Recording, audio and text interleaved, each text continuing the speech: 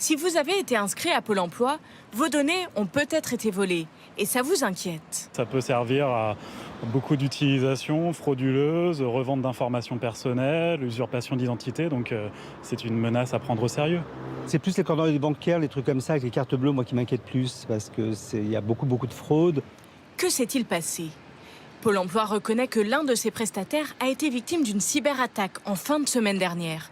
Quelles données ont été dérobées?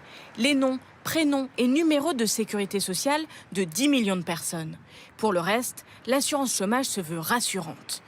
Nous avons rencontré cet expert en cybercriminalité et ces fichiers volés, il les a retrouvés sur un forum. Eh bien, il nous le dit. Je vends une base de données de 10 millions d'utilisateurs de Pôle emploi. Selon lui, la fuite de données est bien plus massive qu'annoncée. Le code postal, le mail, là il parle de numéro de permis de conduire, l'expérience, le job, l'emploi désiré, la localisation, la géolocalisation de la personne, son numéro de téléphone, son adresse mail. C'est énormément de données. Et elles sont vendues à un prix modique. Pour 700 $, eh bien, un malveillant pourra lancer des cyberattaques allant du vol de données en passant par le détournement d'informations, voire l'usurpation d'identité.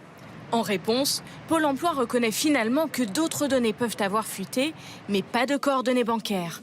Voici quelques conseils pour se protéger. Notamment changer des mots de passe, notamment ne pas répondre à des mails ou des coups de téléphone demandant des coordonnées bancaires ou des informations personnelles, des identifiants, des mots de passe.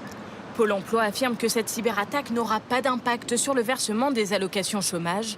Les victimes seront contactées par mail dans les 10 prochains jours.